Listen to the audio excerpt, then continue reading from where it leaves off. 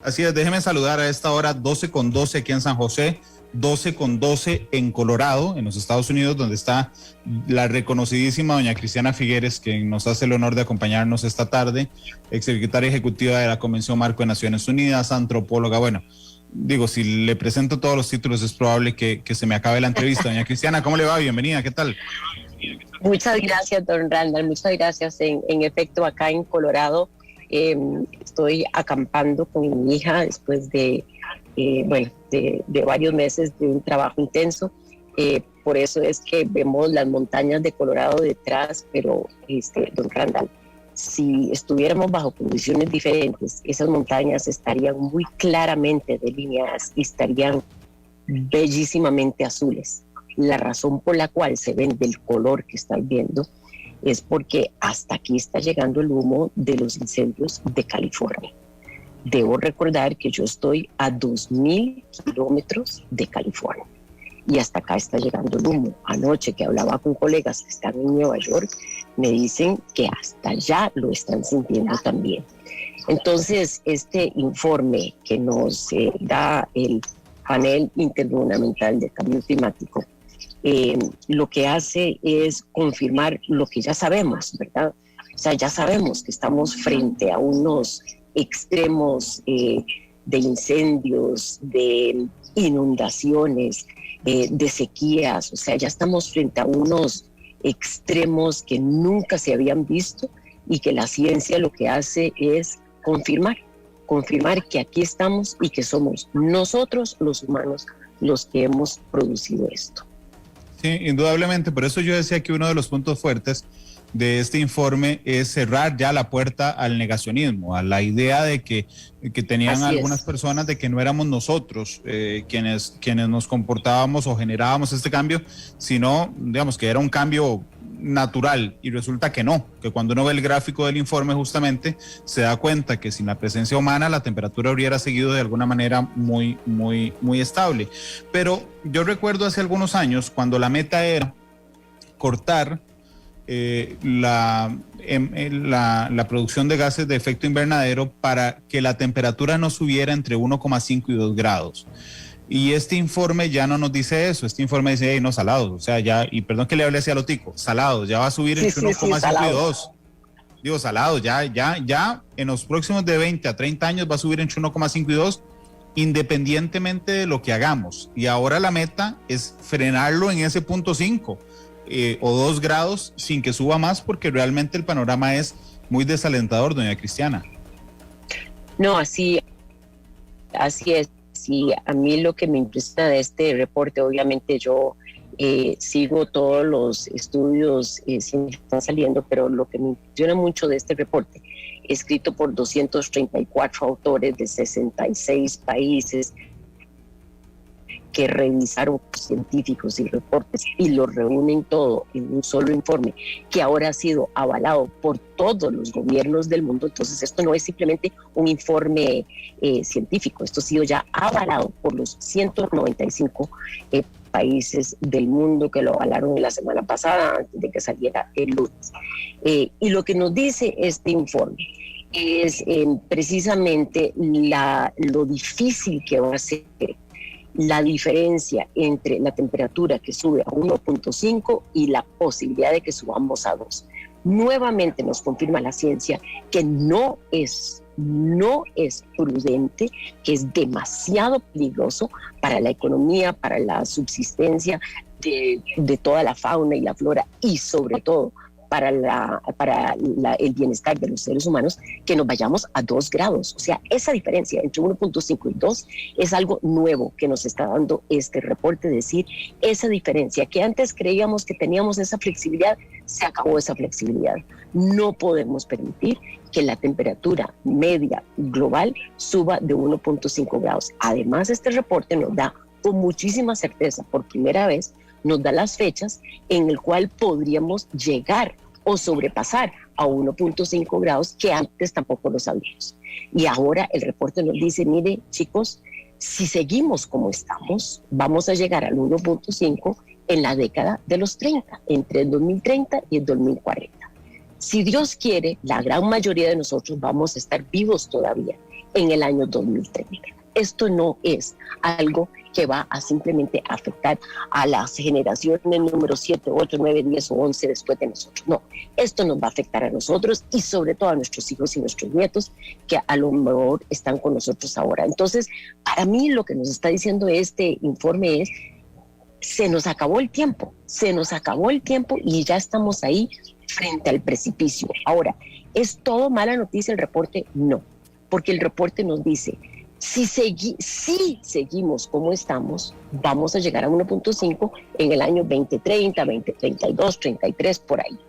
Pero si a partir de este momento asumimos la responsabilidad que tenemos con la emisión de gases de efecto invernadero, si a partir de ahora empezamos a reducir esos gases y si logramos llegar al año 2030, precisamente en esta década, a la mitad de las emisiones que tenemos ahora, entonces ahí no solo no estamos cerrándole la puerta a la humanidad, sino que estamos abriéndole la puerta a la humanidad a un mundo muchísimo mejor del que tenemos ahora.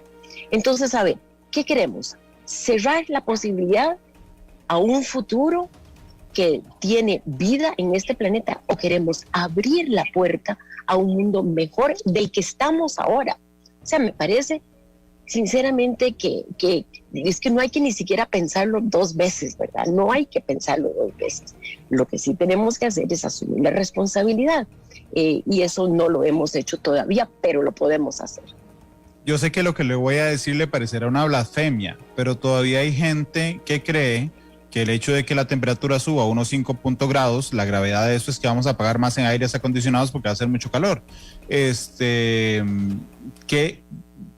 Y entiendo que sea muy básico para usted, pero ¿nos podría recordar, doña Cristiana, qué efectos significa en la estabilidad del planeta un aumento en las temperaturas de 1,5 grados cuando estamos viendo incendios enormes en California, incendios enormes en Grecia, inundaciones en Alemania? ¿Qué diferencia hace un grado, que por cierto es lo que hemos aumentado, 1.1, desde la época preindustrial, es decir, antitos de la revolución industrial, hasta ahora, doña Cristiana? Sí, y es difícil entenderlo definitivamente, don Randall, porque en un solo día, si estamos en un lugar en un solo día, podemos tener cambios de temperatura muchísimo más de 1 grado. Ahora podemos tener 2, 3, 4, 5 grados de cambios de temperatura. Entonces es difícil entender esto, pero aquí lo que estamos hablando no es de cambios diarios, sino estamos hablando de cambios de temperatura. Número 1, promedio del planeta. Y número 2, estamos hablando de cambios de temperatura que se mantienen estables. O sea, ¿cuál es la temperatura estable? Y entendamos que en los últimos 12.000 años, nunca en la temperatura media del planeta ha variado más de menos 1 grado o más 1 grado. Ahora ya sobrepasamos la variabilidad que tenía el planeta en los últimos 12.000 años, durante los cuales nosotros nos multiplicamos como raza humana, y llegamos a la civilización que tenemos ahora. Ya sobrepasamos eso y ya estamos, como dijiste, entre 1.1 y 1.2 con el peligro de llegar a 1.5. Ya solo con el 1.1, 1.2 que tenemos, ya le podemos decir adiós a la gran mayoría de los arrecifes de coral que tenemos en el mundo. Ya esos arrecifes, si nosotros no logramos humanamente sembrar arrecifes, que dichosamente hay muchos esfuerzos de eso, ya se acabaron los arrecifes del mundo, y con eso estamos hablando de que se terminó la base de la alimentación y de la vida en el océano. Ya hoy sabemos que vamos a perder el hielo de verano en el Ártico. Ya con eso, lo que eso significa es que ese hielo de verano que existía ahí rebotaba muchísimo de los rayos solares, y que al convertirse de hielo a agua, que es lo que tienen por debajo, esa agua va a estar absorbiendo muchísimo más calor y va a seguir calentando los océanos, lo cual significa que los océanos no nos van a poder proteger como nos han protegido en el pasado. Y luego, para venir al continente nuestro, no es que hemos llegado ahí todavía, pero este reporte nos dice que estamos en peligro de que el Amazonas, lejos de ser uno de los bosques más hermosos y más grandes del mundo, uno de los pulmones más importantes del mundo, podría pasar a ser simplemente una sabana. Bueno, es que yo creo que eso nos dice exactamente el peligro frente al que estamos, como dice el reporte, frente al reto de que algunos de nuestros ecosistemas se tornen vertiginosamente en otros ecosistemas. Y si eso empieza a pasar, entonces se desata una cascada, como un dominó de efectos que nosotros no vamos a poder parar. Yo no sé cómo más explicar, la verdad, el peligro frente al cual estamos ahora, que la gran mayoría de las personas siguen su vida como si nada estuviera pasando, como si esto que vemos hoy estuviera garantizado por los próximos cientos y miles de años, y eso no es así. Para mí, don Randall, que este reporte me parece que, número uno, nos da una certeza científica, como usted bien lo ha dicho, que nunca la ciencia nos ha dado tanta certeza. Pero además, esa certeza científica se aúna a unas fuerzas de mercado que ya tenemos, porque las soluciones, las energías renovables, ya son muchísimo más baratas que los combustibles fósiles en la gran mayoría de países. Entonces tenemos la certeza científica, tenemos el poder del mercado, porque es mejor producir electricidad con los combustibles más baratos. Pero este reporte, además de unar esas dos, además nos pone frente a una encrucijada moral. A ver, si sabemos hacia lo que podríamos ir, cada uno de nosotros tiene ahora la responsabilidad de escoger cuál es el camino hacia el futuro al cual nosotros vamos a contribuir. Estamos frente a la encrucijada más importante de la historia de la humanidad, y cada uno de nosotros tiene la responsabilidad moral, además de la responsabilidad política, económica, financiera, tecnológica, lo que quieras. Pero a mí me parece que ya no cabe duda que estamos frente a la encrucijada de moral, que solo puede ser decidido por cada uno de nosotros individualmente. Yo no puedo dictarle mi moral a ninguna otra persona. Cada uno tiene que tomar la decisión moral de decidir hacia dónde quiere esa persona dedicar sus esfuerzos para lograr un camino o a un desastre, que lo pinta muy claramente este informe, o si no, hacia un mundo mucho mejor. Pero esto es una decisión individual, don Rafa, una decisión moral, que tenemos muchísimos argumentos para tomar esa decisión, porque ya le digo, tenemos la certeza científica, tenemos el poder de los mejores precios, tenemos muchísimos argumentos, pero al final del día, esto es una decisión moral de cada persona. Bueno, ¿y qué pasa? ¿Cómo se generan los gases de efecto invernadero? Hay dos fuentes principales. Una es el dióxido de carbono. Bueno, se generan quemando combustibles fósiles, así de sencillo. Okay. La concentración de dióxido de carbono, según el informe, es la más alta de los últimos 2 millones de años. Es decir, el ser humano ni siquiera estaba en la Tierra cuando pasó eso. Exacto. Las de metano y óxido nitroso, que son otros dos gases de efecto invernadero, son las más altas en 800,000 años. Tampoco estaba el ser humano sobre la Tierra. La última vez que crecimos a un ritmo superior a 2,5 grados fue hace 3 millones de años. Tampoco estábamos sobre la Tierra. Es decir, realmente nos enfrentamos a una situación inédita. Pero, doña Cristiana, en medio de este dilema, ¿cómo entiende usted esa decisión moral, cuando aquí lo vemos en Costa Rica, pero lo vemos en todo lado, realmente, que hay una moda bastante fuerte para paliar la crisis económica a través de la exploración y la explotación petrolera, que finalmente sigue siendo de quemar combustibles fósiles? Tenemos que el 70% de los gases de efecto invernadero son producidos por los combustibles fósiles, y el 30% por el mal manejo de la tierra, de tierra. sea agricultura o sea de deforestación. Entonces, cuando hablamos de energía, tanto producción de electricidad como transporte, estamos hablando del 70% del problema, pero también del 70% de la solución, ¿verdad?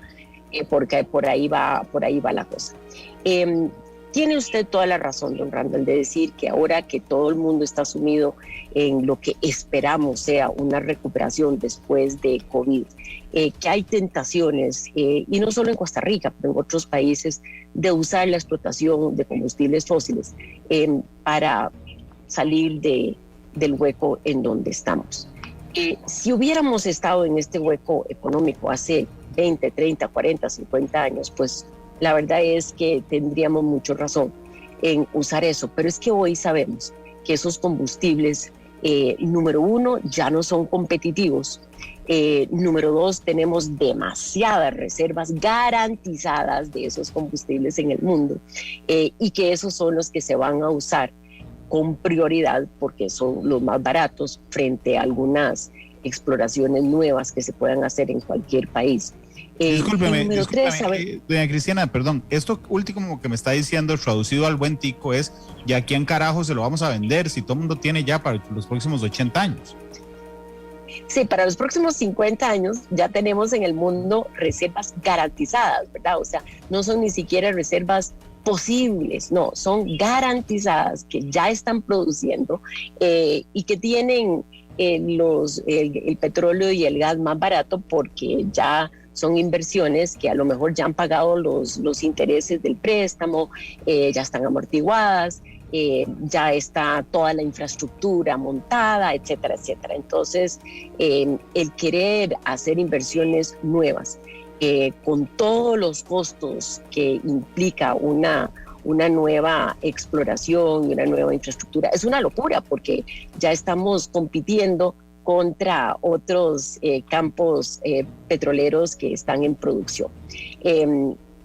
Pero la tercera razón a la cual quería venir, don Randall, es que como ya la demanda de estos combustibles ya va de pico, porque nos hemos dado cuenta que si bien en el siglo pasado nos sirvieron de muchísimo estos combustibles, y yo soy la primera de agradecerle a la industria de petróleo lo que nos sirvió en el siglo pasado, pero en este siglo ya nos damos cuenta que ya no, que ya ahora el costo, los daños que están produciendo estos combustibles son muchísimo mayores a los beneficios que pudiéramos derivar de ellos en este siglo.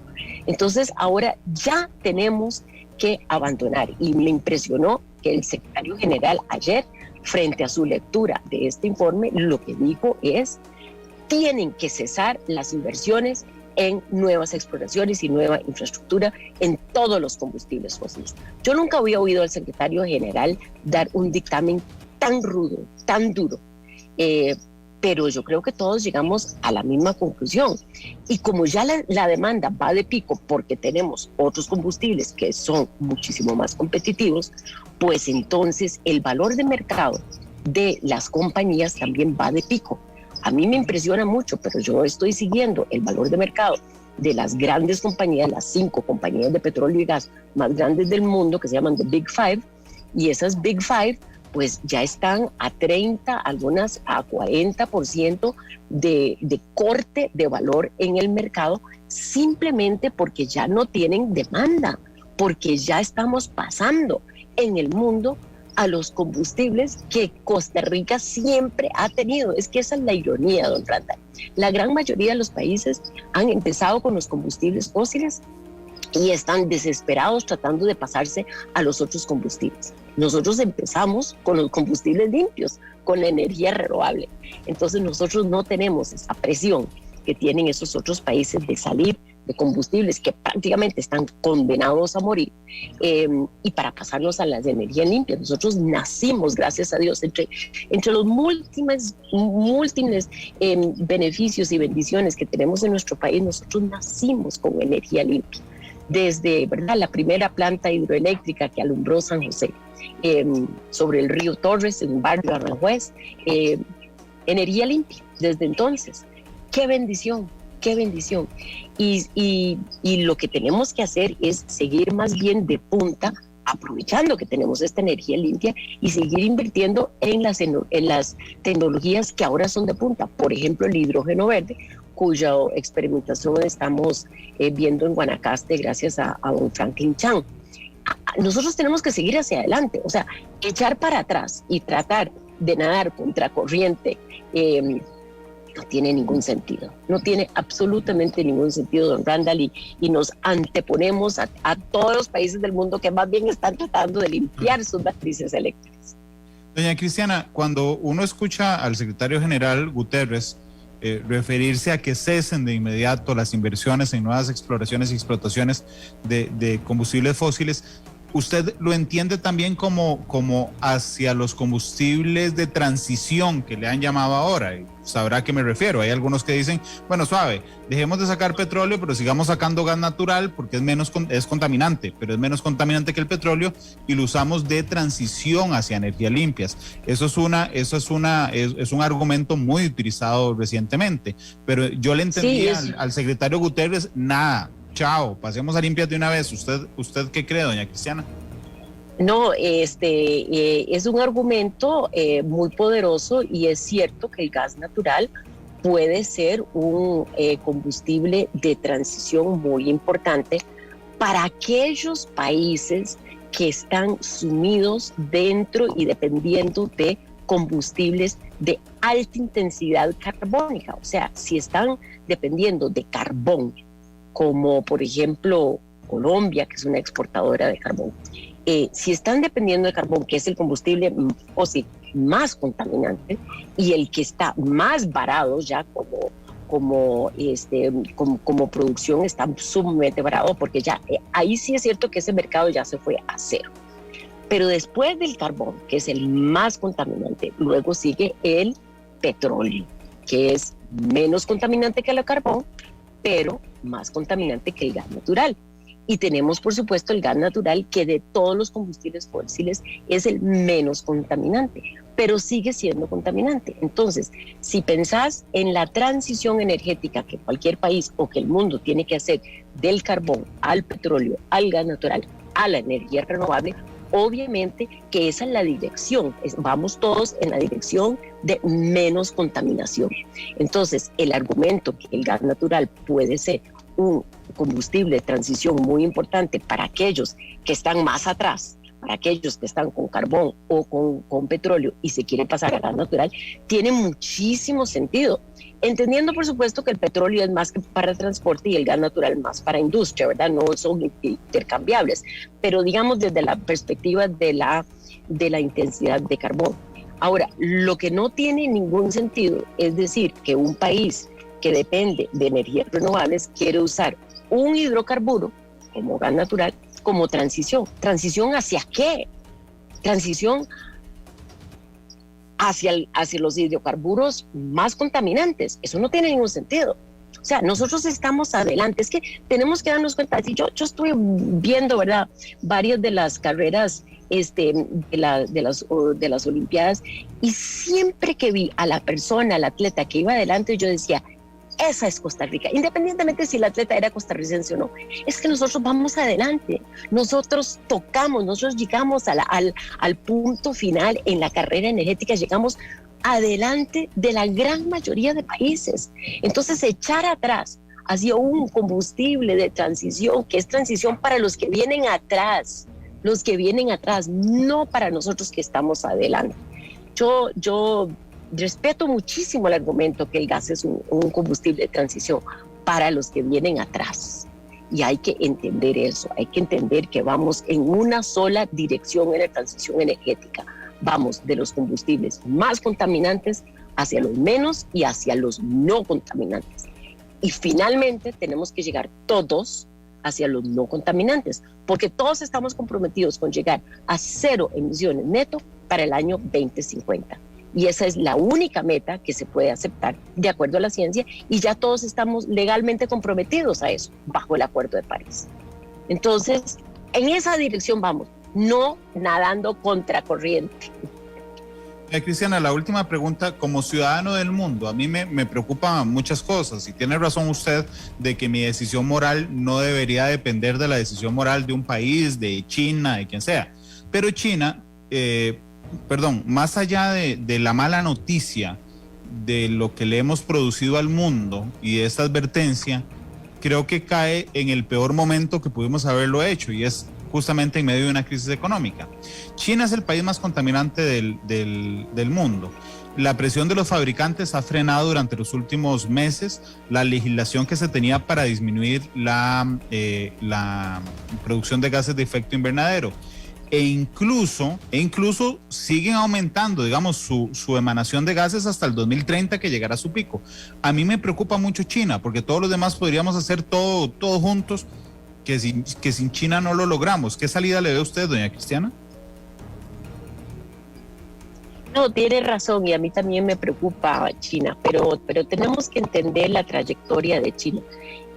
Si no fuera por los compromisos que ha asumido China ya en el pasado, si no fuera por el hecho de que la contaminación de polución en las calles de China produjo en China, no exactamente una democracia, produjo millones de personas en las calles en huelga por la contaminación de los combustibles fósiles en las ciudades de China. Si no fuera porque China ya se dio cuenta de que vamos hacia una economía global descarbonizada y que si ellos quieren seguir siendo competitivos, tienen que hacerlo ahora con productos y servicios descarbonizados, porque ya no pueden competir con un bajo precio de empleo, porque están sacando a su población de la pobreza y están subiendo, gracias a Dios, los sueldos en China. Entonces, para poder competir, ellos tienen que seguir compitiendo con productos y servicios descarbonizados, y ellos entienden eso. Si no fuera por todo eso, China estaría sumida dentro de la esclavitud, lo llamo yo, la esclavitud del carbón, todavía más de lo que está ahora. Ellos llevan una trayectoria de incremento de carbón que está ligada todavía a la pobreza, o más bien a alivianar la pobreza en China. Pero esa trayectoria hubiera sido todavía peor si no fuera que ellos están ya dedicados a una transición energética, muchísimo más difícil que cualquier transición energética que tenga ningún otro país. Número uno, por el número de su población, y número dos, por la dependencia tan profunda que tienen de ese combustible fósil.